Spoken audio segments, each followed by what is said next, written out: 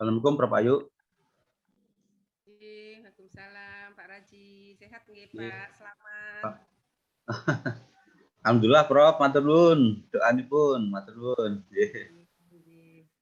Sehat nggih Bapak? Nggih. Nggih Prof, alhamdulillah. Alhamdulillah. Sehatipun Prof, kami sehat. Nggih, alhamdulillah.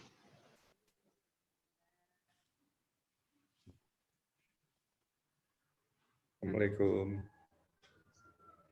Waalaikumsalam Pak Lego.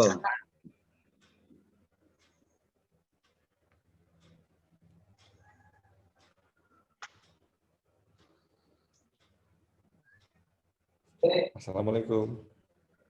Waalaikumsalam. Waalaikumsalam warahmatullahi wabarakatuh.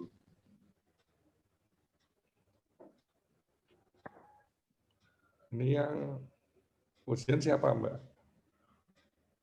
Saya, Pak. Halo. Halo, Pak.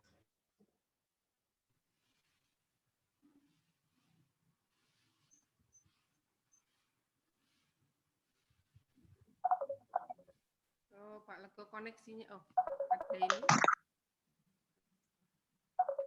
Waalaikumsalam. Halo. Selamat pagi. Pagi, Pak. Raji. Pak Lego. Nggih.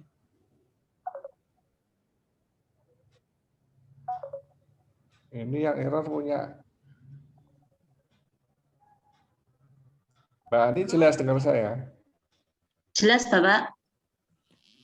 Prof. Ayu. Jelas? Jelas Pak Lego? Jelas? Jelas. Ini Prof. Ayu yang pelan. Oh iya iya, ini saya pakai laptop yang lain coba. Ini agak monggo Pak Raji mboten napa saged dimulai. Loh, kok ketuanya panjenengan Prof? Ketuanya Prof. Ayu. Undangan itu. Oh gitu ya. Oh iya iya. Nggih. Saya nenggo, monggo. Oh nggih. Kedap.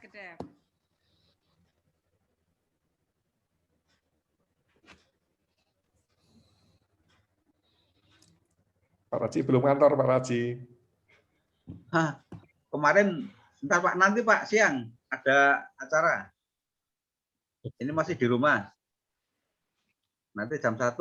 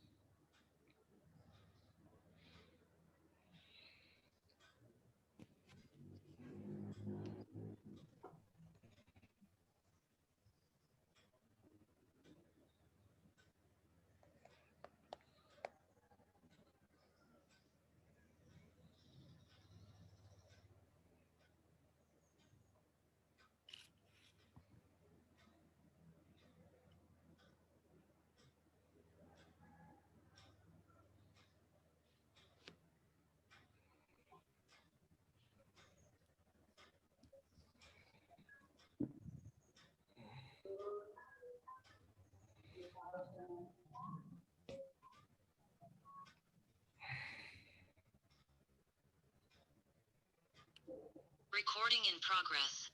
Oke, baik kita mulai. Siap, monggo, Prof. Oke, Pak Raji, Pak Lego.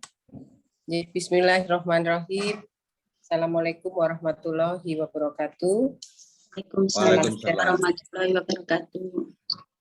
Salam sejahtera untuk kita semua dan selamat pagi. Yang saya hormati Bapak Dr. Suraji SHMHum, Bapak Dr. Lego Karjoko, SHMH, selaku anggota Dewan Penguji, dan Saudara mahasiswi Wahyu Dwi Puryani. Hari ini akan diujikan seminar hasil tesis saudara ya, yang dibimbing oleh Bu Ayu dan Pak Lego. Sebelum ujian seminar hasil ini dimulai, silakan saudara berdoa agar ujian ini berjalan lancar, dimudahkan dan dirahmati oleh Allah Subhanahu wa taala. Monggo silakan Mbak Ani.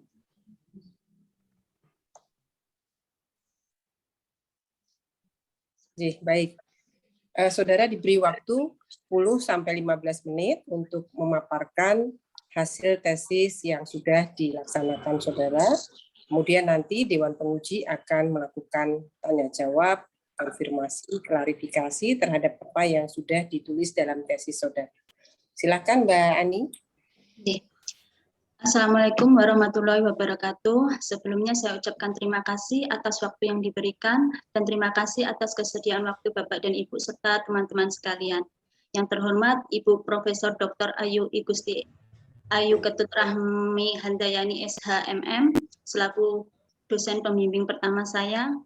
Yang terhormat Bapak Lego Karjoko SHMH selaku pembimbing dua saya, dan yang terhormat Bapak Dr. Suraji SH M.Hum selaku dosen penguji saya, serta teman-teman yang saya sayangi.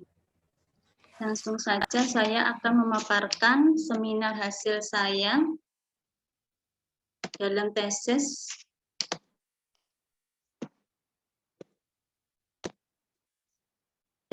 saya, yaitu yang berjudul Mekanisme Penentuan Penetapan Batas Bidang Tanah Demi Tercapainya Kepastian Hukum, studinya di Kabupaten Magetan. Adapun latar belakang dari permasalahan ini yaitu tanah itu mempunyai hal yang sangat penting bagi kehidupan manusia. Karena manusia hidup di atas tanah dan beraktivitas di atas tanah. Sehingga tanah harusnya dilaksanakan dengan proses pendaftaran hak atas tanah agar kepemilikannya terpenuhi. Sebelum dilakukan proses pendaftaran tanah ini sendiri, penetapan batas bidang tanah itu wajib dilakukan atau dengan asas kontradiktur delimit, yang mana agar batas-batas tanah yang dimiliki sesuai dengan apa yang di lapangan, sehingga kepastian hukum terhadap penetapan batas tanah itu terpenuhi. Namun dalam permasalahan ini masih banyak permasalahan dalam penetapan batas bidang tanah dalam kepemilikan tanah. Saya ambil permasalahan yaitu apakah pelaksanaan pengukuran penetapan batas bidang tanah dalam di Kabupaten Magetan sudah memenuhi asas aman. Yang kedua, apakah akibat hukum jika penetapan batas tidak sesuai dengan asas aman. Tujuan penelitian yaitu untuk mengetahui dan menganalisis bagaimana pelaksanaan pengukuran dan penetapan batas tanah dalam pendaftaran tanah di Kabupaten Magetan telah memenuhi asas aman. Yang kedua, untuk mengetahui dan menganalisis jika proses pengukuran dan penetapan tidak sesuai dengan batas aman. Manfaat dari penelitian yaitu penelitian ini diharapkan dapat berguna bagi pengembangan ilmu pengetahuan hukum dan memberikan sumbangan pemikiran terutama mengenai mekanisme penentuan penetapan batas bidang tanah demi tercapainya kepastian hukum. Secara praktisnya, bagi penulis memperluas wawasan dan mendalami lebih jauh tentang ilmu hukum khususnya tentang hukum pertanahan di Indonesia. Untuk masyarakat dapat memberikan masukan dan informasi yang berguna kepada masyarakat terkait dengan hukum pertanahan sehingga dengan demikian masyarakat dapat turut berperan aktif dan percepatan pembangunan di Indonesia. Dapat dijadikan sebagai referensi dalam mengambil kebijakan terhadap penyelesaian permasalahan yang dimaksud dan menjadikan bahan sumbangan pemikiran bagi pemerintah baik pemerintah pusat maupun pemerintah daerah dan mengimplementasikan peraturan perundang-undangan di bidang pertanahan di Indonesia. Tinjauan pustakanya ada pengertian landasan hukum pertanahan pendaftaran tanah, yang kedua ada tujuan pendaftaran tanah, yang ketiga ada pengertian asas aman pendaftaran tanah, ada 4 objek pendaftaran tanah, ada kepastian hukum, dan 6 prosedur pendaftaran tanah secara sporadik dan secara sistematik, dan pengertian batas penetapan batas tanah, jenis tanda batas dan hukum pemasangannya, proses pengukuran dan metode pengukuran, ketersediaan peta dasar pendaftaran, metode pelaksanaan kegiatan pengukuran dan pemetaan bidang tanah. Ada akibat hukum penetapan batas tidak memenuhi asas aman yaitu pemindahan hak karena tukar menukar, overlapping atau sertifikat ganda, pembatalan hak atas tanah, dan hapusnya hak atas tanah. PPAT sebagai pembuat akte tanah. kerangka berpikirnya, mekanisme penentuan penetapan batas ini yaitu pendaftaran untuk pertama kali itu didasarkan hukumnya UPA nomor 5 tahun 60, PP 24 tahun 97, PNMA Kabupaten BPN nomor Kepala BPN nomor 3 tahun 97. Pendaftaran tanah itu dilakukan secara sistematik dan sporadik. Dari hasil pendaftaran itu dilakukan untuk pengumpulan dan pengolahan data fisik, yaitu pembuatan peta dasar pendaftaran, penetapan batas bidang tanah, pengukuran dan pemetaan bidang tanah, pembuatan daftar tanah, pembuatan surat ukur. Sehingga dilakukan proses pembuatan hak dan sertifikat setelah pengumpulan data dan pengolahan data fisik. Di dalam pengumpulan dan pengolahan data fisik ini harus didasarkan dengan asas-asas pendaftaran tanah. Khususnya dengan asas aman ini harus dilaksanakan dengan tertib. Meskipun dilaksanakan dengan akses pendaftaran tanah, tapi ternyata masih banyak permasalahan dan akibat dari penetapan batas tanah tersebut, sehingga kepastian hukum atas tanah tersebut belum terpenuhi.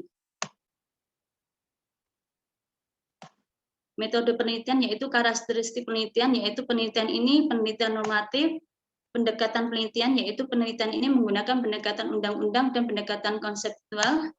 Jenis dan sumber datanya yaitu data sekunder menggunakan bahan primer dan bahan hukum sekunder dan bahan tersier. Teknik instrumen pengumpulan datanya yaitu teknik pengumpulan data sekunder dan teknik pengumpulan data primer.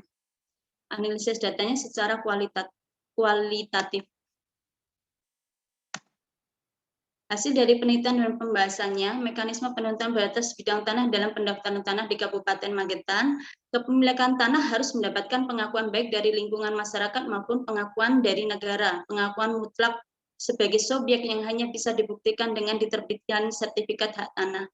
Sertifikat hak tanah tersebut dapat diterbitkan dengan memenuhi beberapa prosedur yang disyaratkan di dalam UPA dan PP 24 tahun 97 tentang pendaftaran tanah. Pentingnya proses untuk mendapatkan sertifikat tersebut, maka mekanisme penetapan batas bidang tanah menjadi syarat pokok utama yang harus dipenuhi dalam dilakukannya proses pengukuran dan pendaftaran tanah, yaitu asas kontradiktur delimit.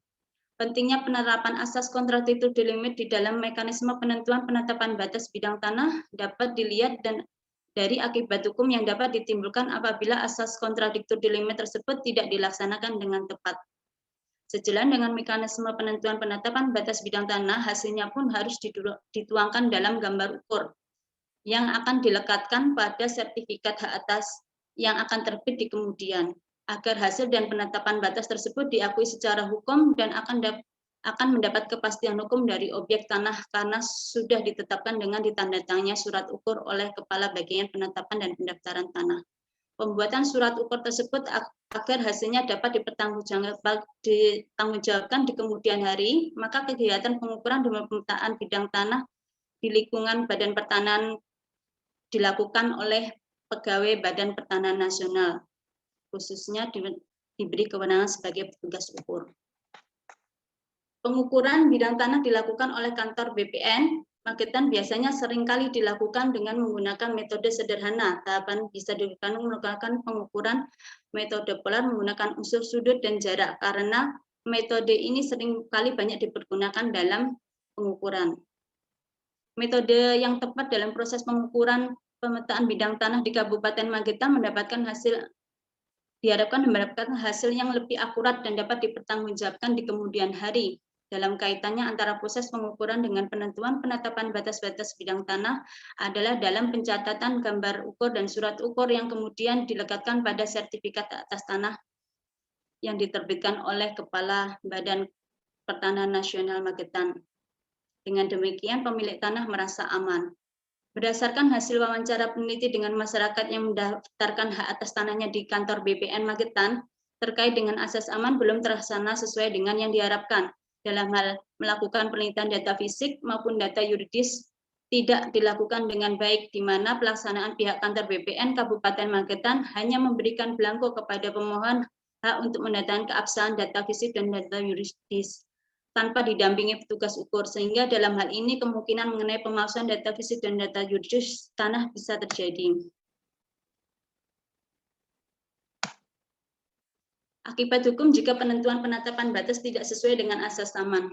Kantor BPN telah melaksanakan pendaftaran tanah sesuai dengan prosedur yang berlaku dengan menerapkan asas aman di dalam pendaftaran tanah pada saat penetapan data fisik yang berupa ketelitian, kecermatan, kehati-hatian di dalam proses pendaftaran tanah agar hasil dapat memberikan jaminan kepastian hukum bagi pemegang hak atas tanah di Kabupaten Magetan. Namun ada berbagai macam faktor penyebab tidak terjadinya asas aman di dalam praktek pendaftaran tanah pada saat penetapan data fisik di Kabupaten Magetan. Sebagai contoh, akibat hukum yang tidak memenuhi asas aman adalah timbulnya sengketa pertanahan seperti sengketa batas, dalam hal ini salah objek hak atas tanah di Desa Widara Kandang sehingga harus dilaksanakan pemeliharaan data pertanahan dengan perbuatan hukum tukar menukar dan adanya sertifikat ganda atau overlapping di Kelurahan Sarangan.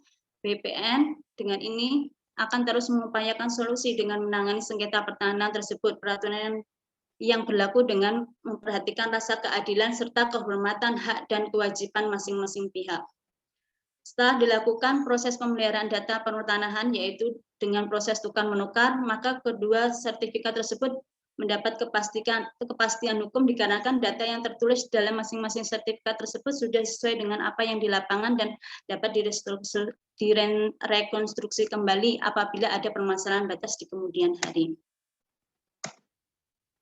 Dan overlapping sertifikat ganda, yaitu 3 sertifikat overlapping dengan 1 sertifikat atau 4 sertifikat di atas 1 bidang tanah yang terletak di Kelurahan Sarangan. Permasalahan ini dilakukan proses mediasi oleh kantor BPN Magetan, maka timbulnya adanya kesepakatan antara pihak agar tidak cacat hukum harus dihapuskan dan dicabut kepemilikannya dari subjek yang bersangkutan.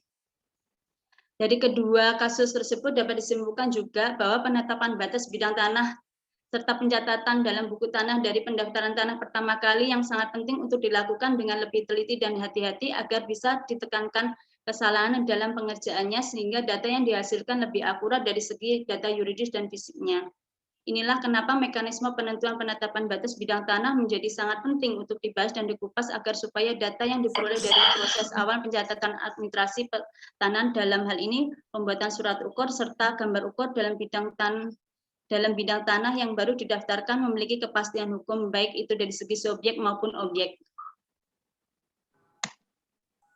Simpulannya, yang pertama di kantor BPN Magetan dalam penentuan dan penetapan batas bidang tanah dilaksanakan berdasarkan PP 24 tahun 97 dan PMA Kepala BPN nomor 3 tahun 97 yaitu menentukan letak bidang tanah, memasang tanda batas, kemudian diukur dengan dipetakan sehingga hasil dari penetapan batas bidang tanah di Kabupaten Magetan telah sesuai dengan asas aman pendaftaran tanah. Apabila terjadi permasalahan yang terkait dengan batas bidang tanah, misalnya batas hilang atau batas bergeser, maka dapat direkonstruksi kembali sesuai dengan batas-batas yang telah ditetapkan dahulu. Yang kedua, konsekuensi hukum jika pengukuran batas tanah tidak sesuai dengan fakta di lapangan berakibat tidak terwujudnya kepastian hukum, sertifikat hak atas tanah terjadinya tukar menukar batas di Desa Widara Kandang dikarenakan adanya kesalahan peletakan surat ukur oleh tim pengumpul dan peneliti data yuridis. Sehingga dalam penerbitan sertifikat tidak adanya jaminan kepastian hukum untuk pemilik tanah karena objek haknya tidak sesuai dengan kenyataan di lapangan dan terjadi tumpang tindih overlapping di Kelurahan Sarangan dikarenakan belum adanya peta tunggal pendaftaran tanah yang membuat kesalahan pada penetapan batas tanah dan pembuatan peta dasar pendaftaran tanah sehingga terbitnya 4 sertifikat dalam satu bidang tanah yang sama. Implikasinya berdasarkan penelitian yang penulis lakukan di kantor BPN Kabupaten Magetan dalam melaksanakan penetapan batas bidang tanah sudah mengacu pada ketentuan PP 24 tahun 97 dan PNMA Kepala BPN nomor 3 tahun 97 beserta peraturan-peraturan yang berkait dengan penetapan batas-batas bidang tanah di kemudian hari sehingga dapat memenuhi asas aman pendaftaran, tetapi dalam prakteknya pada saat penetapan data fisik dan berupa ketelitian, kecermatan, dan kehati-hatian di dalam proses pendaftaran tanah masih belum maksimal, sehingga masih bisa menimbulkan permasalahan atau sengketa pertanahan seperti permasalahan yang menulis uraikan di atas dan akibatnya pemegang hak belum mendapatkan kepastian hukum dari sertifikat yang terbit tersebut. Dari rangkaian proses di atas dapat dilihat juga kecakapan para BPN dalam menangani sebagai macam sengketa pertanahan di lingkungan kerjanya agar tidak sampai di ranah pengadilan. Sarannya kepada kantor petanah Kabupaten Magetan dalam melaksanakan penetapan batas bidang tanah sebaiknya selalu mengacu pada ketentuan PP 24 tahun 97 dan PNMA nomor 3 tahun 97 berserta peraturan-peraturan yang berkaitan dengan penentuan penetapan batas bidang tanah di kemudian hari sehingga dapat memenuhi asas aman pendaftaran tanah. Yang kedua, hendaknya Kantor Badan Pertanahan Nasional Kabupaten Magetan selalu mengadakan evaluasi secara berkala terhadap tim pelaksana pendaftaran tanah dan mengadakan pengawasan terhadap kinerja tim pelaksana pendaftaran tanah supaya lebih teliti dan hati-hati sehingga hasil lebih akurat dan produk hukum yang dikeluarkan lebih terjamin kepastiannya. Terima kasih, itulah seminar hasil dari saya. Waktu dan tempat saya persilakan. Saya kembalikan ke Prof. Ayu. Baik. Terima kasih Mbak Ani. Berikutnya sesi untuk tanya jawab, klarifikasi dan konfirmasi. Saya undang terlebih dahulu penguji pertama Bapak Dr. Suraji MH SHM Hum. Dipersilakan Pak Raji, monggo.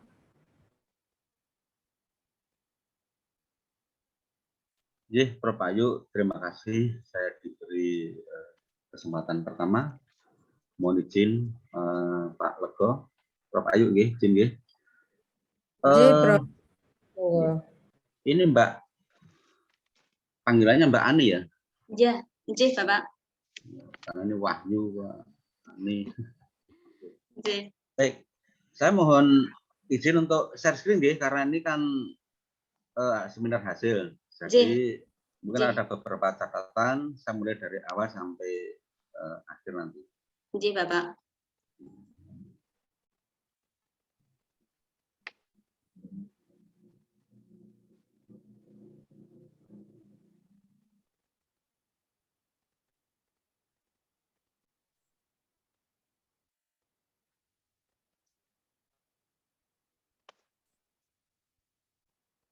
Bentar saya malah lupa belum. J. Saya pindah ke sebentar.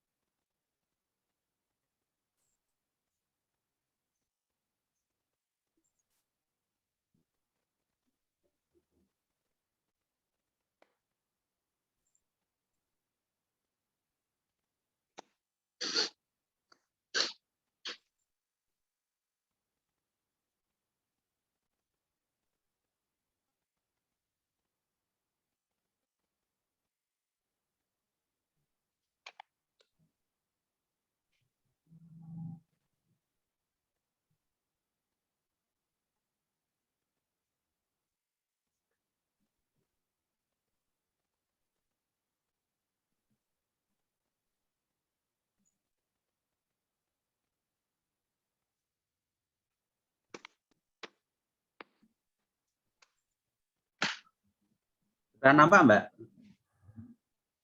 Iya, Bapak. Sudah muncul? Belum. Loh, Belum, Bapak. Oh, sudah. sampun. Sudah. Oh, Sampun. sudah. Iya, Sampun. baik.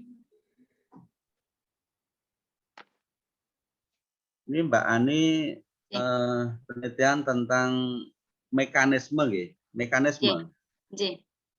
Berarti kan nanti Sis. kan ada tata cara atau model-model Tata cara. tertentu Ya. atau tata cara ketika menetapkan batas bidang tanah. Itu ya.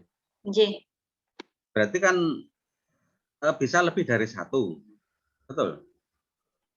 J. Nanti di belakang materinya. Studi itu Indonesia apa di Inggris kan ya, Mbak? Oh, iya, Indonesia, Bapak. Oke. Pakai I, J. Oke. Ini tolong nanti disimetriskan ya. J. Judulnya ini yang halaman kedua ini. J. Ini Pak, enggak tahu kok jadi ada yang hilang ini gimana nih di tempat saya. Studi ya masih ya. Oh iya. Nah, abstrak saja, nggak usah abstrak tesis sih. Sebetulnya kan abstrak saja. Ini identitas mahasiswa, judul, kemudian ada lembaga, tahun, dan sebagainya. Ini kan belum ada sama sekali. Mestinya di dalam suatu abstrak itu lengkap ya. Tuh, nanti ditambahi. Kemudian istilah diupdate, itu betul enggak? Diupdate. Pembaruan yang selalu diupdate oleh pemerintah. Diupdate itu maknanya apa? Pembaruan.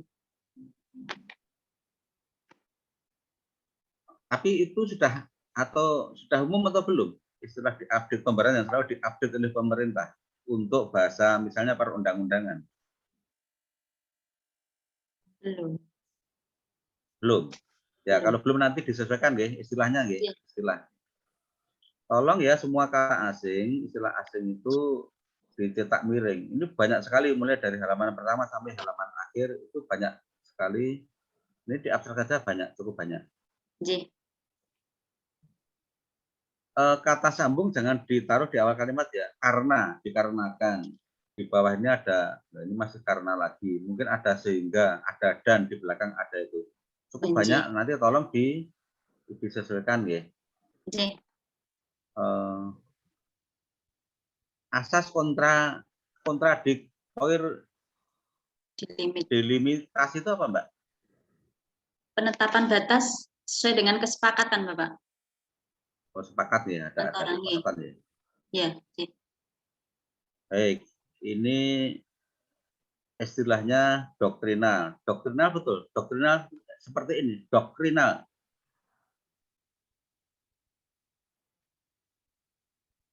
Nampak saya kasih merah, saya kasih tanda merah. Oke. Kelihatan apa enggak, Mbak? Kelihatan, Bapak? Nah, itu seperti itu, doktrinal. Betul enggak? Oh, J salah, J. J. Itu di dalam di naskah pun juga seperti itu. Di naskah ada di dalam ya. Nanti cetak miring ya. Kurang J, kurang Bapak. Jadi jenis penelitian Anda itu doktrinal atau normatif. J.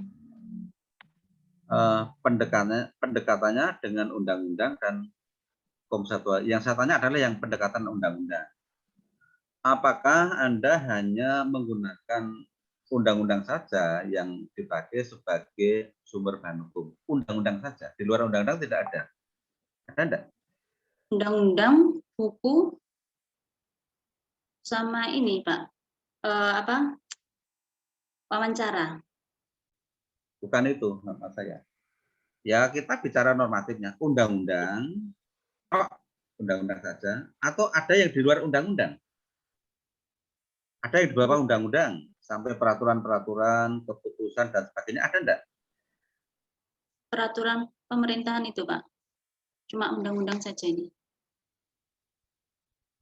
Nah tadi ada peraturan PP, atau keputusan kepala PP, BPN BPN, ada apa PNMA, tadi? PNMA. Itu undang-undang bukan? Bukan, Pak, itu peraturan. Bukan undang-undang. Bukan.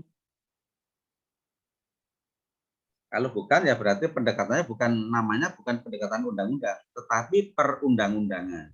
Oh, Jadi kan bukan undang-undang tok, bukan J. undang-undang saja. Tapi itu memang merupakan bagian dari undang-undang. Perundang-undangan, J. Ya.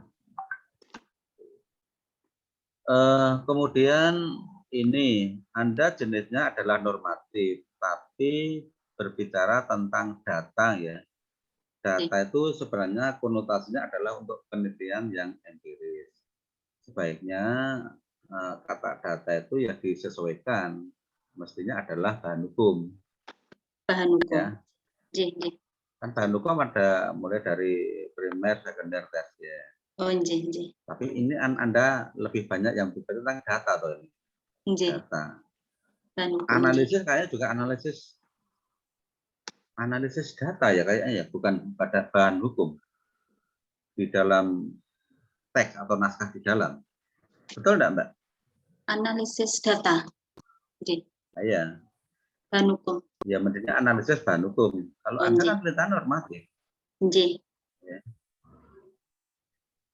Kemudian pada hasil penelitian, ini ya tentang bahasa ya, pada akhirnya memberikan, kok yang langsung saja hasil penelitian menunjukkan bahwa, kan begitu kan sudah cukup lah.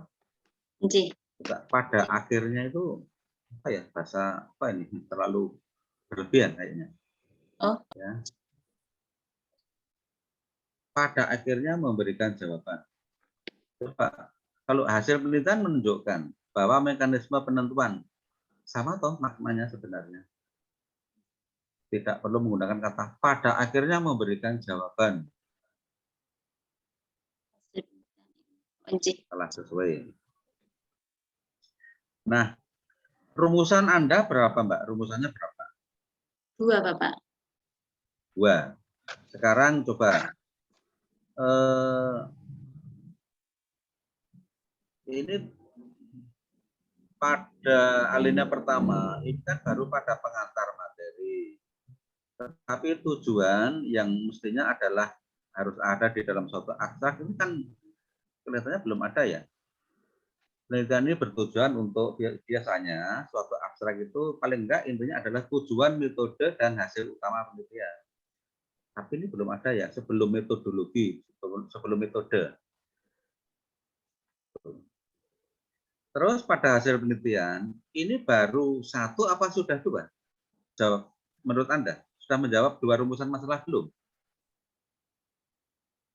Coba dicermati.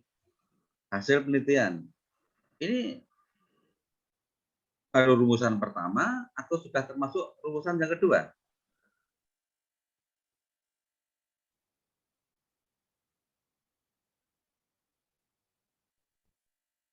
Sudah 2, Bapak. Sudah 2. Yang menunjukkan yang 2 yang mana? Mulai dari kalimat mana? Asas aman dimasukkan dan menunjukkan pendaftaran tanah itu perlu diselenggarakan secara teliti guna sehingga nanti memberikan hasilan jaminan kepastian hukum itu untuk yang rumusan keduanya. Nah, ini kalau ini rumusan kedua, kemudian yang di depan adalah rumusan pertama. Berarti tujuan Anda nanti juga dua-duanya harus dimasukkan. Ya, jadi dari rumusan 1, 2 itu loh. Bertujuan untuk menjawab 1 dan untuk menjawab 2, kan begitu. Ya. Cuma tolong harus dicermati bahwa di dalam suatu abstrak itu kira-kira kalau tidak salah sekitar 250 kata. Nanti kalau terlalu banyak ya nanti mana yang dikurangi, mana yang diperas, dan seterusnya. Ya. Simpulan, ya kalaupun simpulan ya nanti ringkas saja lah kalau memang mau ditambahkan.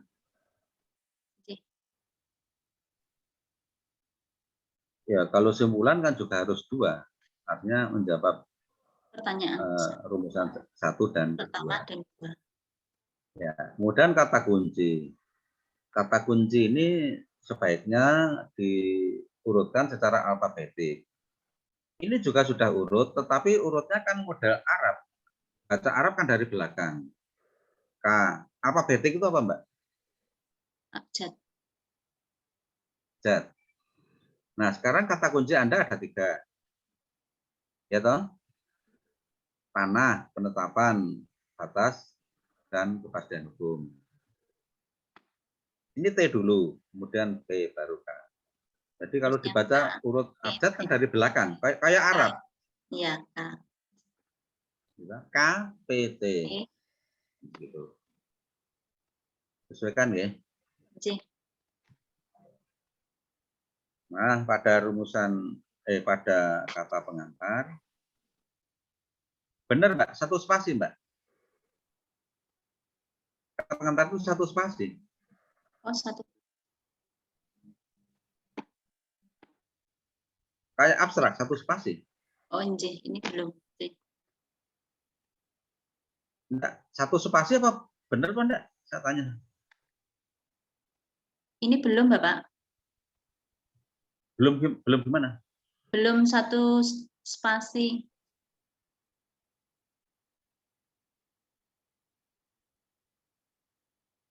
Lah kalau belum, lah ini berapa spasinya?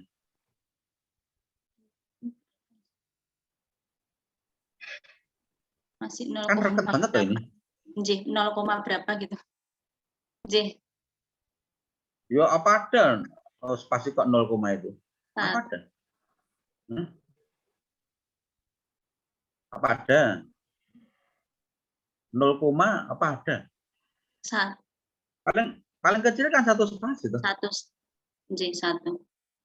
Nah, mestinya kata pengantar itu sama dengan teks ya, sama dengan naskah, 1,5 spasi. Ya. Terus pada yang saya kasih merah, ya, bukan sekedar ini kan bahasa di dalam sampul.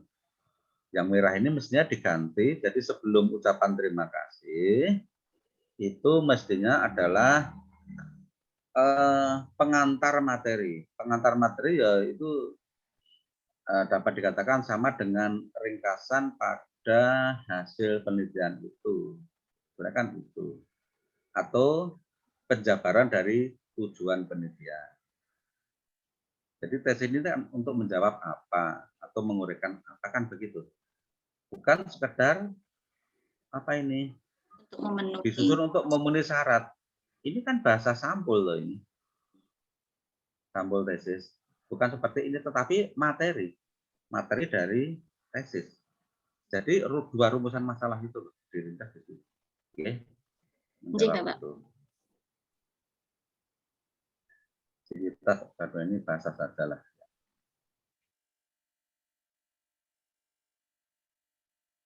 Nah, dari ini saya lihat pada daftar isi, ini nanti sekalian sampai kepada apa ya, isi atau substansi walaupun tidak secara, karena model apa ya, ini misalnya saya klik itu jadi hitam semua ini, lah jadi ini, saya nggak bisa ngasih komentar di sini nih. Kalau kasih komentar apa itu nanti jadi rusak semua. Terpaksa saya tulis di bawah, saya kasih merah ini. Nah, apa catatan dari merah? Pertama, ya jenis huruf mestinya sama ya Mbak. Kalau memang pakai Arial ya Arial semua, kalau pakai Times Roman ya Times Roman semua. Itu muncul Arial, padahal huruf yang standar kan Times Roman. Times New Roman. Ya, sama ya. Nah, kemudian bab itu langsung kalimat, bukan bab misalnya bab 1 halaman 2, pendahuluan halaman 2. Bukan begitu. Bab 1 ini bukan bab titik 1 ya, bab 1 titik mestinya. Kelihatan enggak, Mbak? Kelihatan, Bapak. Ya, bab 2 titik, bab 3 titik. Ini kan bab titik 2, bab titik 3. Bab 1 baru titik, langsung kata pendahuluan. Bab 1 titik pendahuluan halaman 2. Oh, Bab 2 titik tinjauan. Nah, ini bab 2. Hanya tinjauan pustaka saja, tinjauan pustaka dan landasan teori. iya. Cuma pertanyaannya, di dalam bab 2 ini kan mengupas satu landasan teori. Nah, justru kalau yang Anda uraikan 1 sampai 11 ini pustaka kalau menurut saya. Jadi ini kan tinjauan pustaka, bukan landasan teori. Landasan teorinya ya berarti Anda bicara yang mana? Yang C ini kan teori hukum. Atau ada bedanya antara landasan teori dan teori hukum itu apa bedanya, Mbak? Sama, C teori Bapak. hukum, ya, C teori hukum. Teorinya. A landasan teori, apa bedanya? Coba apa bedanya? Kalau landasannya ya hampir sama, Bapak, dengan teori hukumnya. Sama. J. Lah kalau sama kok dipisahkan? Harusnya Kenapa masuk di dipisahkan? dalam, Kalau sama kok dipisahkan? harusnya masuk di dalam situ, Bapak. Apanya? Yang masuk Landasan di situ. teorinya itu tadi yang Yang mana? teori hukumnya itu. Ya judulnya teori hukum gini toh, Mbak. Judulnya teori hukum. Oh yang mata kuliah. Ya intinya bab 2 itu ya mungkin 1 atau A landasan teori, ada landasan atau ada tinjauan pustaka, dan ada kerangka berpikir. Barangkali begitu. Mungkin yang A ini adalah tinjauan pustaka 1, 2, 3 sampai 11. B-nya kerangka teori, oke. Kemudian yang C barangkali landasan teori. Ya teori maksudnya teori-teori yang Anda pakai untuk menganalisis pembahasan pada bab 4 itu maksudnya. Kan sering ada yang menggunakan judul itu tinjauan pustaka dan landasan teori, ya tidak tahu persis lah mana yang benar. Ada yang sering menggunakan kalimat seperti itu. Yeah. Jadi kalau teori hukum ini kok ya judulnya kok teori hukum. Nah kemudian pada bab 3 ini kan masih toh ada jenis data, analisis data, jenis sumber data, pengumpulan data, dan sebagainya. Ya, nanti disesuaikan karena ini adalah penelitian normatif. Nah, pada bab 4 ini kan ada 2 rumusan yang Anda jawab, B dan C ya, mekanisme dan akibat hukum. Berarti tadi pada apa itu abstrak itu juga harus dimunculkan 2 tujuan. Ya. Dan mohon yang hasil penelitian tadi tegas antara mekanisme dan akibat hukum itu nanti dipilah secara tegas. Gitu ya. Kemudian ini penutup. Penutup simpulan apa kesimpulan, Mbak? Bedanya apa atau sama antara simpulan dan kesimpulan? Simpulan, Pak. Simpulan. Iya. Oke, simpulan.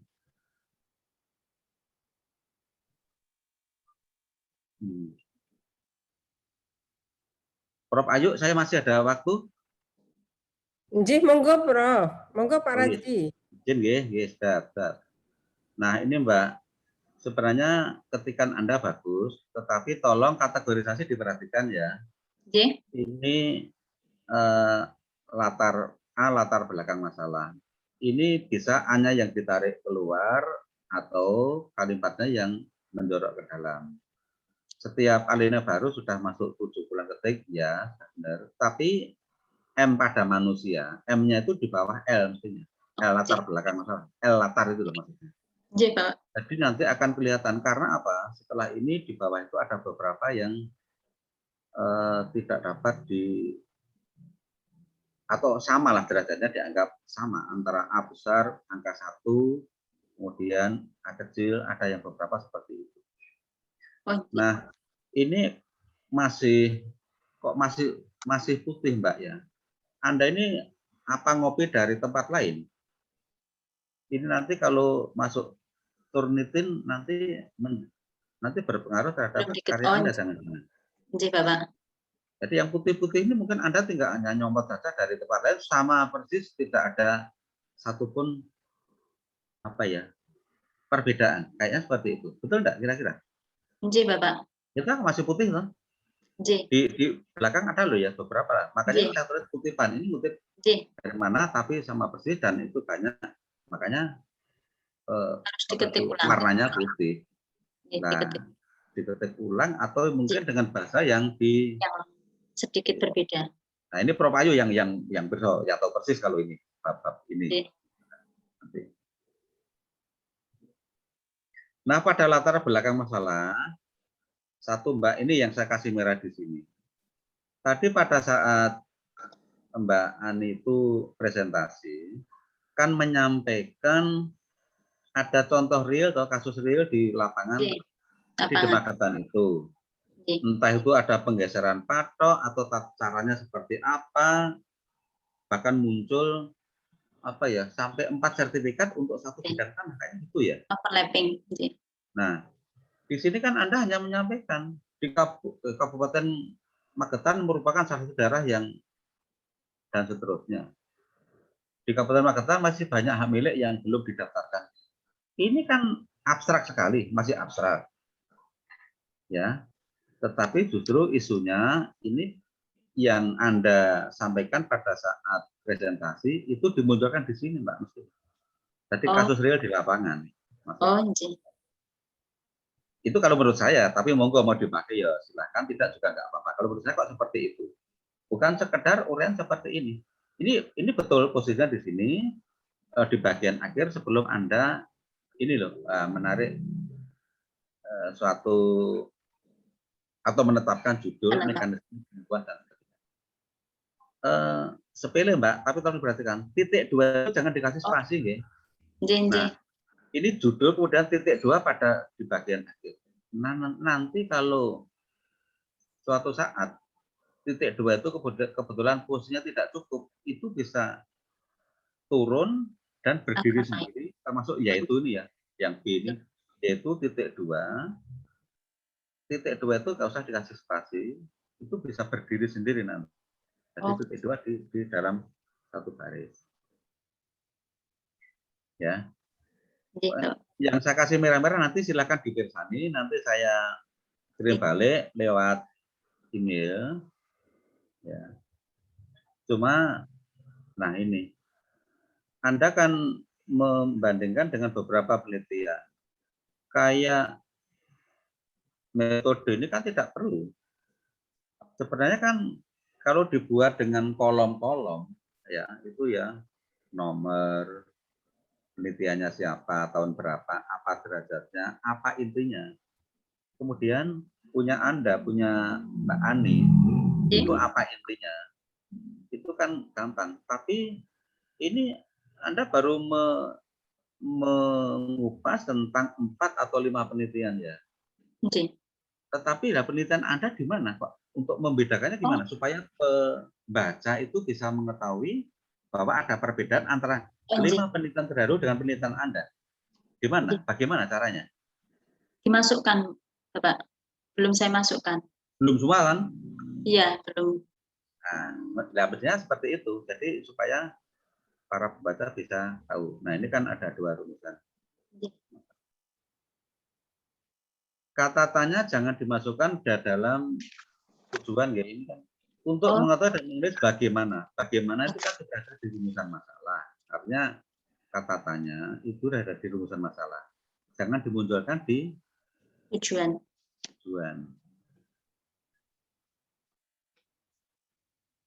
Nah, ini kan sudah bagus, Mbak, kategorisasinya. Ya toh? Angka 1 di bawah L. Cuma P pada pengertian ini terlalu maju ya, Bapak. Ya, harusnya ditarik maju lagi lah. Ini bisa ini ditarik. Nah, ini pada masih bisa ditarik ini. Ini Mas sengaja nggak saya betul kan, jadi saya tarik juga bisa, tapi kan nggak perlu. Nah, kemudian intinya, nah ini 3 pukulan ketik. Kira-kira 7 pukulan ketik ya Mbak, alinea baru ya, masuknya. Ini kan 3 pukulan ketik saja. PAS pasal. Adapun ini loh, A pada adapun kan hanya sedikit sekali.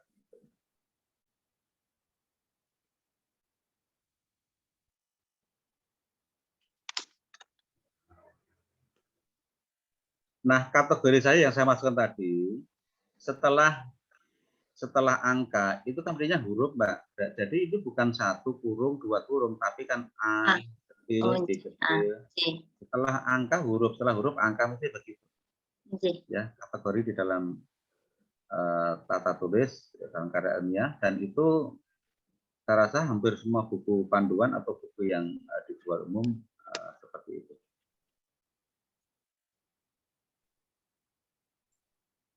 Ya nanti yang di dalam nanti di bersana ya, lah ini seperti ini kan banyak banget Pak, putih ya seperti ini ya. Nanti perhatikan. Ini tadi.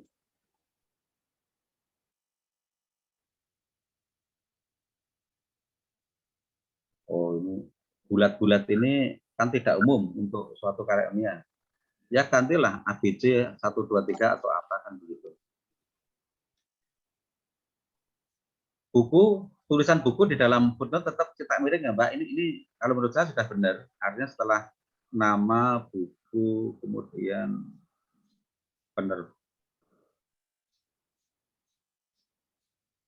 penerbit dulu baru kota ini mestinya. Kalau di dalam footnote ya. Tapi kalau pustaka kota baru penerbit. Bukunya dicetak miring ya. Nah, langsung bagian akhir saja. Ya, nanti merah-merah di tengah banyak. Nah, ini tadi kan muncul data. Langsung penutup saja. Yang penting kalau menurut saya kan B dan C pada bab 4 itu kan menjawab rumusan masalah karena uraian terlalu banyak, terlalu panjang, dan saya sekilas baca sudah sesuai dengan apa yang dimaksudkan oleh penulis, itu sudah cukup kalau menurut saya. Cuma pada bagian penutup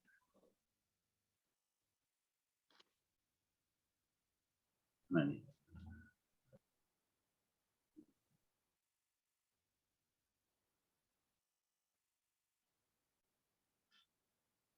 Ya, simpulan.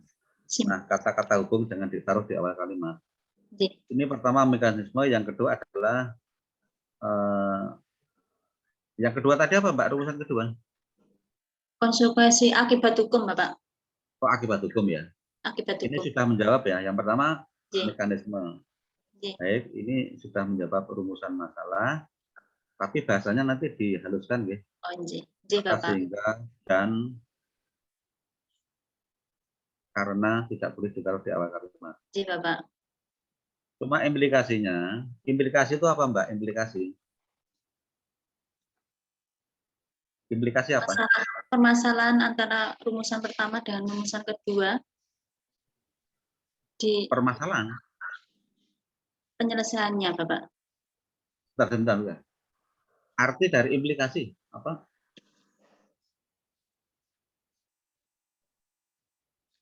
Konsekuensi logis dari simpulan. Konsekuensi logis dari simpulan. Kalau memang simpulan 2, karena rumusan 2, pembahasan 2, simpulan 2 itu sudah sinkron, ya implikasi harus 2.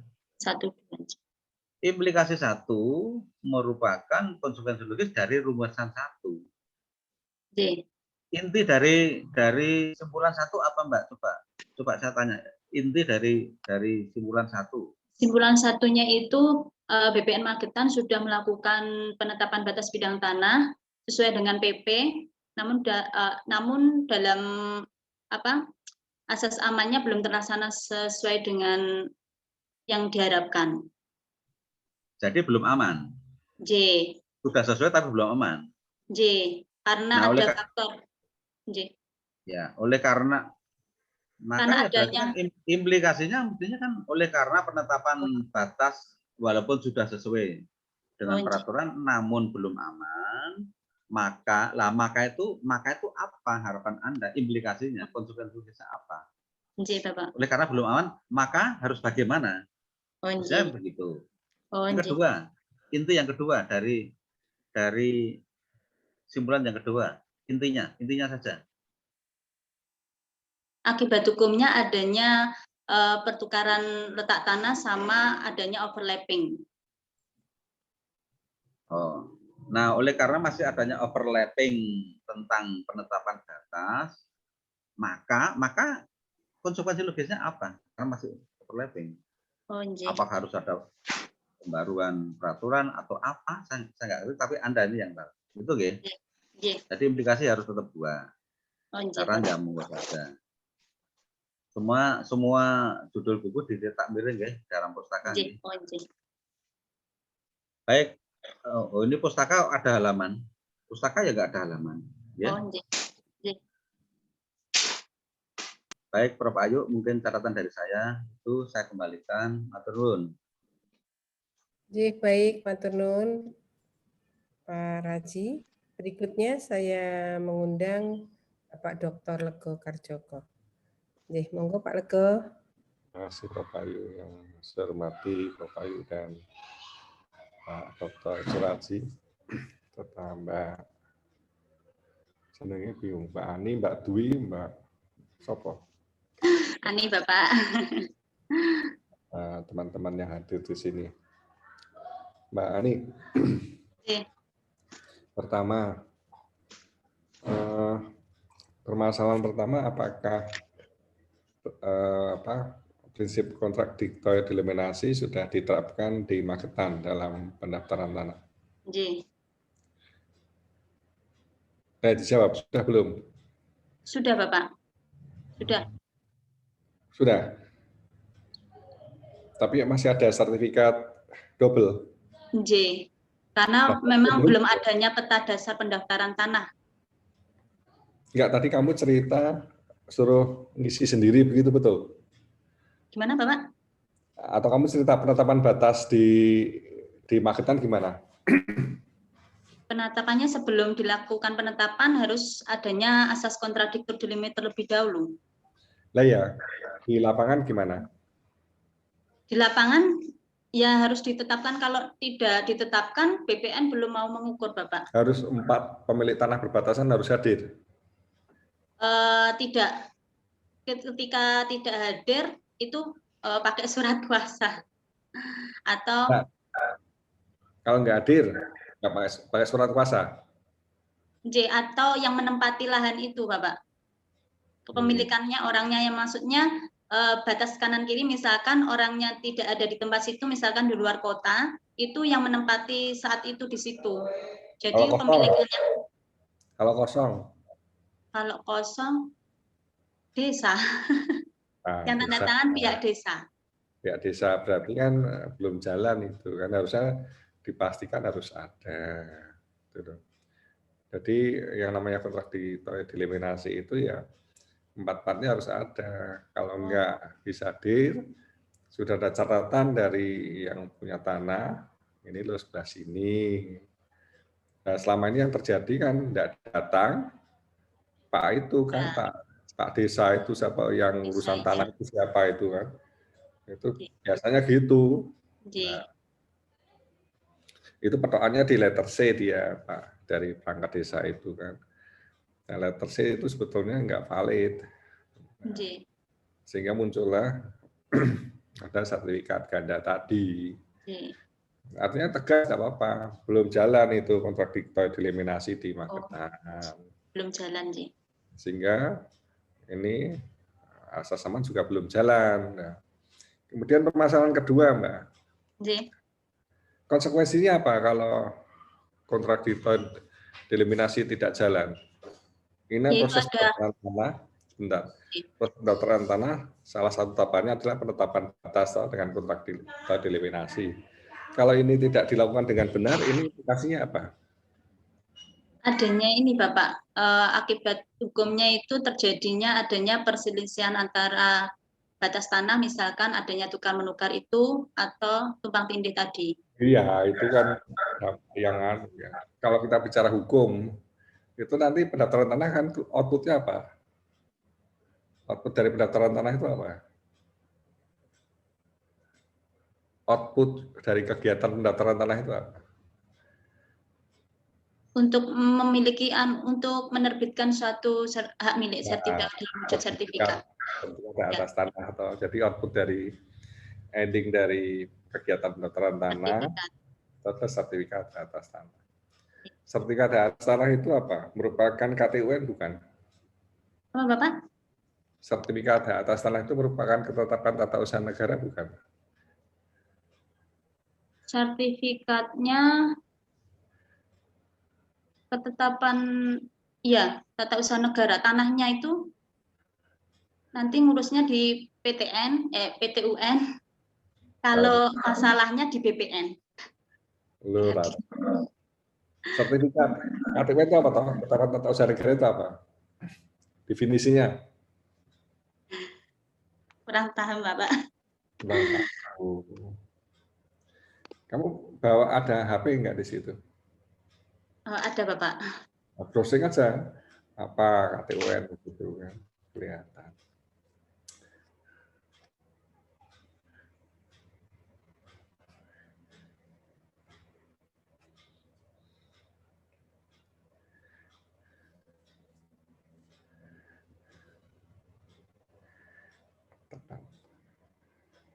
Keputusan tata usaha negara. Apa adalah apa? Suatu penetapan tertulis yang dikeluarkan oleh badan atau pejabat tata usaha negara yang berisi tindakan hukum tata usaha negara yang berdasarkan peraturan perundang-undangan yang berlaku yang bersifat konkret, individual, final, yang menimbulkan akibat hukum. Nah, sertifikat itu sebelum merupakan KTUN yang diterbitkan oleh siapa? Kantor Pertanahan Magetan. Kemudian ada syarat-syaratnya nih, syarat-syarat pembuatan KTUN. Ada syarat formil, material. Nah, kontradiktor eliminasi itu merupakan salah satu syarat formil yang harus dipenuhi dalam penerbitan sertifikat. Nah, kalau tidak dipenuhi ini akibat hukumnya apa? Sertifikat tadi. Cacat hukum. Nah, cacat hukum. Nah, itu maksud saya bukan terus tidak ada kepastian, ya akibat hukumnya batal. Ada dua pendapat, nanti kamu tambahkan di Tunjun Pustaka ya, syarat-syarat KTUN atau sertifikat sebagai KTUN dan syarat-syarat diterbitkan serta akibat hukum tidak dipenuhinya syarat-syarat penerbitan sertifikat. Itu ada dua kemungkinan, batal demi hukum dan dapat dimintakan pembatalan, ada dua pendapat di situ. Nah, kalau batal demi hukum bagaimana? Kalau dapat dimintakan pembatalan bagaimana? Itu yang diuraikan di pembahasan nomor 2, bukan tidak ada kepastian. Ya, itu pasti tidak ada kepastian, itu pasti. Ini kan kita bicara hukum. Ya, jadi di situ ya, akibat hukumnya tidak dipenuhi prinsip kontradiktor eliminasi itu adalah serikat itu cacat, tidak sah. Tidak sah itu artinya apa? Ya ada dua kemungkinan. Batal demi hukum artinya dianggap tidak ada sama sekali. Meskipun dua tadi tetap melalui PT-UN, dapat diajukan pembatalan ke Pengadilan Tata Usaha Negara. Itu jawaban permasalahan 2 di situ diuraikan panjang lebar di situ, bukan tidak ada kepastian hukum, itu ya pasti tidak ada kepastian hukum. Nah, jadi itu Mbak ya, harus diperbaiki di pembahasan nomor 2 di Tunjun Pustaka ditambahkan satu sub misalnya sertifikat sebagai KTUN. Nah, itu nanti kan diuraikan syarat-syarat formil dan material serta akibat hukum tidak dipenuhinya syarat formil dan material penerbitan sertifikat. Itu ada di bukunya Ridwan HR. Itu saja mungkin Prof. Ayu dari saya. Terima kasih.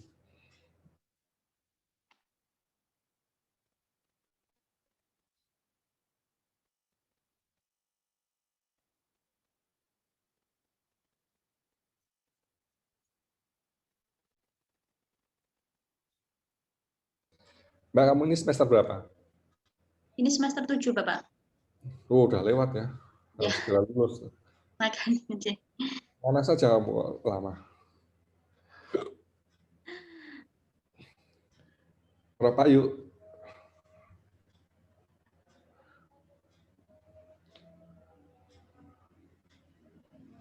Enggak, kamu tadi sebutkan ada konflik di Sarangan itu gimana ceritanya? Itu dulu pensertifikatannya itu sudah dibeli Bapak sama pembelinya, itu dulu dijadikan 3 sertifikat. Ternyata terus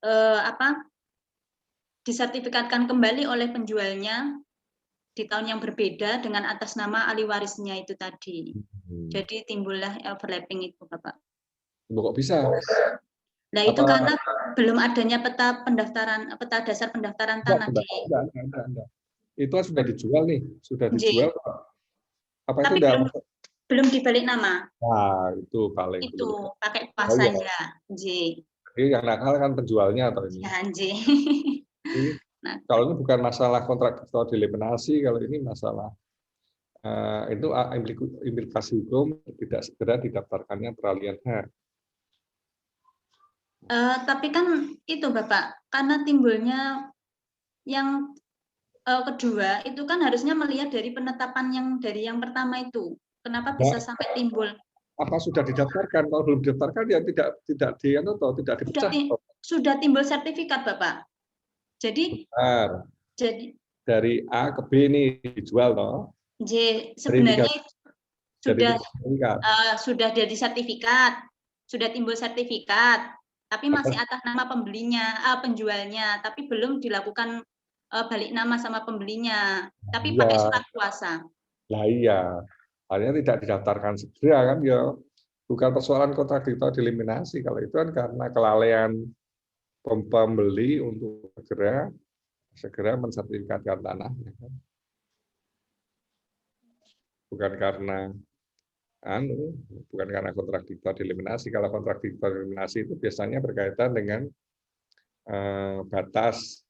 batasnya ngelonjak gitu terus atau kurang. Kalau enggak juga misalnya salah nama itu bisa juga di situ. Biasanya di situ itu yang terjadi di Sragen banyak PTSL itu kemarin. Tahun itu kan yang seperti itu. Aneh jadi. Tapi kan harusnya sudah ditetapkan batasnya dari yang pertama itu, harusnya kan penetapan yang kedua, pensertifikatannya harusnya tidak bisa ya Pak? Cuman pemecahan Mbak. Gimana? Dipecah dulu itu pemecahan dong. Ya, sertifikatnya disertifikatkan jadi 3. Awal mulanya letter C. 3 kan atas nama, tetap atas nama si penjual toh. J. Iya. Itu belum masuk proses jual beli, itu baru tahapan pertama kan itu. J. Prof Ayu. Sama Prof Ayu dari saya matur nuwun. Baik, terima kasih Pak Lego. Sudah direspon ya Mbak Ani ya. Prof. Baik. Ini seminar hasil tesis sebelum saudara lanjut pada tahapan berikutnya, yaitu seminar atau ujian tesis ya. Jadi Ibu terakhir ya Mbak Ani ya, yang pertama tadi saya mengucapkan terima kasih dari Pak Dr. Suraji selaku penguji dan juga Pak Dr. Lego sebagai penguji dan juga sekaligus pembimbing. Tadi dari Pak Raji banyak sekali Mbak Ani. Saya sekaligus saja mereview apa yang disampaikan oleh dua beliau. Yang pertama saya mengucapkan terima kasih, tadi masukannya banyak ya Mbak ya, dan bagus untuk penyempurnaan tesis saudara. Sehingga mohon tadi yang pertama masukan-masukan dari Pak Raji baik yang sifatnya tata tulis maupun substansi tadi mohon sudah dicatat ya Mbak ya? Sudah, Prof. Jadi tadi beliau menyampaikan terkait banyak hal tadi ya Mbak ya, tidak Ibu satu persatu, tetapi yang pertama tentu konsistensi ya. antara rumusan masalah, kemudian dengan pembahasan, kesimpulan, dan juga implikasi, gitu ya, yang sudah dirumuskan dari awal. Itu nanti mohon konsisten, Mbak Ani. Kemudian juga tadi terkait dengan cara pengutipan, ya, sumber, ya, sumber, kemudian sumber referensi mestinya nanti mohon juga dicek lagi ya, termasuk cara penulisannya. Kemudian tadi ada landasan teori, ya. Barangkali di sana mau ditulis teori, landasan teori, kemudian teori kepastian hukum, bukan teori hukum. Tapi nanti monggo dicek lagi ya Mbak ya, ini sebagai penyempurnaan ya. Kan tidak menulisnya tidak teori hukum, tetapi mungkin yang dimaksud Mbak Ani kan beberapa teori yang dipakai, ya salah satunya kan teori kepastian hukum karena di sini satu variabel yang dimunculkan untuk tercapainya kepastian hukum, ya. Itu kemudian dari Pak Lego juga tadi ada penyempurnaan, perbaikan pembahasan dan kesimpulan ya Mbak ya. Ini mohon nanti juga diperbaiki. Kemudian penulisan abstrak kelihatannya sepele tapi penting ya Mbak. Jadi kalau Universitas 11 Maret itu itu kan nama, jadi tidak diinggriskan ya. Jadi misalnya Universitas 11 Maret itu penulisan yang benar ya tetap Universitas 11 Maret, bukan 11 Maret University. Karena itu nama. Jadi tidak tidak balik menulisnya itu ya. Nah, itu. Kemudian terkait dengan publikasi sudah Mbak? Sudah, Prof. Publikasi sudah ya untuk syarat seminar hasil. Itu saja dari saya Mbak Ani. Saya tidak secara karena tadi sudah banyak dari baik Pak Dr. Suraji maupun Pak Dr. Lego masukan-masukan untuk penyempurnaan. Nanti kemudian setelah diperbaiki bisa konsultasi ya, kemudian maju ke tahapan berikutnya. Mungkin itu dari saya Mbak Ani. Pak Raji, barangkali ada tambahan Pak Lego? Masih ada tambahan? Cukup saya. Ampun, Prof. Baik, jika cukup kami akan bersidang untuk menentukan hasil ujian atau Nilai sudah saya kirim ke Mas Wawan, Bapak Ayu. Oh, biasanya dikeluarkan dulu enggak ya mahasiswanya? Tidak, ini kan SAP langsung aja. Oh gitu ya. Coba saya minta Mas.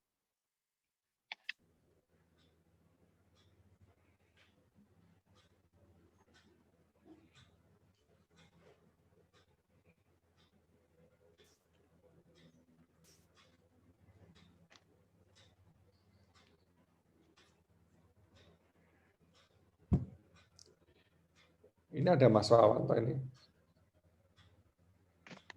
Oh, ada Mas Wawan. Boten. Ya, Bu. Ini ada. Oh, Mas Wawan nilainya sampun, Mas. Oh iya, saya rekapnya dulu, Bu. Di WA Ibu ya. Oh iya, baik, Bu. Nggih, matur nuwun.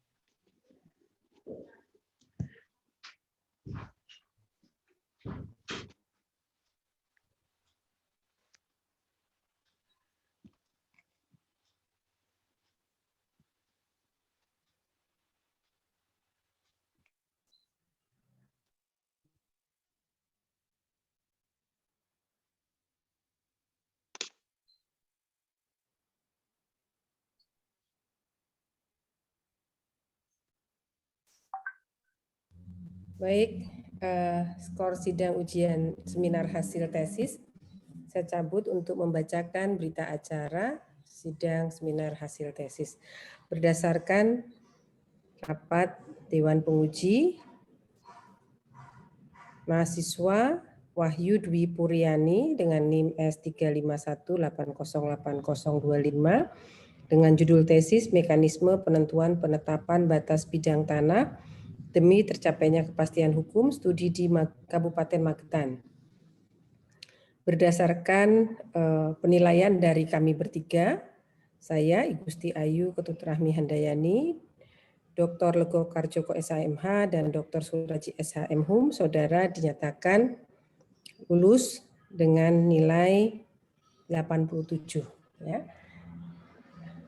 Dan dengan revisi tentunya untuk Mbak Ani segera memperbaiki koreksi, catatan, masukan, saran dari seluruh Dewan Penguji dan segera berkonsultasi lagi untuk maju pada tahapan berikutnya. Pada Dewan Penguji, Pak Dr. Suraji, Pak Dr. Lego, saya ucapkan terima kasih atas kerauhan dan sedekah waktu dan ilmunya untuk perbaikan. Prof. Ayo. Matur nuwun, kita akhiri dengan membaca hamdalah bersama-sama. Alhamdulillah. Matur nuwun, Prof. Raji, Prof. Lego. Sami-sami, Prof. Ayu.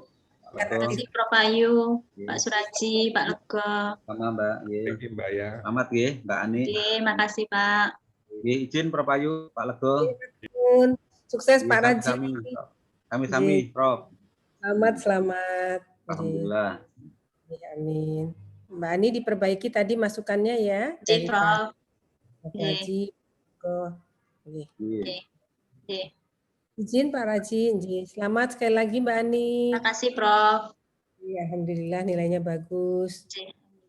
Assalamualaikum. Waalaikumsalam. Matur nuwun Mas Wawan. Ya, sama-sama Bu. Terima kasih, sehat selalu ya. Selamat ya Mas Wawan. Oh ya, alhamdulillah. Putra pertama ya? Iya Bu. Pertama? Iya, anak pertama Bu. Cowok apa cewek? Cewek Bu, perempuan. Alhamdulillah. Namanya siapa namanya? Ya. Namanya Sanas Mikaela Hermawan Bu. Sanas Mikaela Hermawan. Mikaela Hermawan. Wah, iya. Hebat. Berapa tahun ini Mas dapatnya Mas? Kurang lebih 7 tahun Bu. Alhamdulillah. Sampai lupa caranya. Oh iya, caranya lupa loh Mbak. Salah loh itu loh. Tadi baru nangis kan. Enggak mungkin lupa. Tambah pinter loh. Tambah pinter gawene loh. Ya, terima kasih Bro. Ya. Amin, amin ya rabbal alamin. Pintar, dapat berbakti kepada nusa dan bangsa. Amin, amin ya rabbal alamin. Terima kasih Bro. Ya cantik, solehah, Sahnas Mikaela Hermawan. Amin. Kayak Prof Ayu nanti. Amin, amin, amin. Ya semoga bisa menjadi profesor besok ya Mas. Amin. Terima kasih Bro. Ya turun Mas Wawan. Ayo Mbak Ani semua yang hadir. Makasih Mas Wawan. Assalamualaikum. Salam. Sama-sama Mbak. Waalaikumsalam. Makasih Mas. Ya, sama-sama. Sukses. Makasih.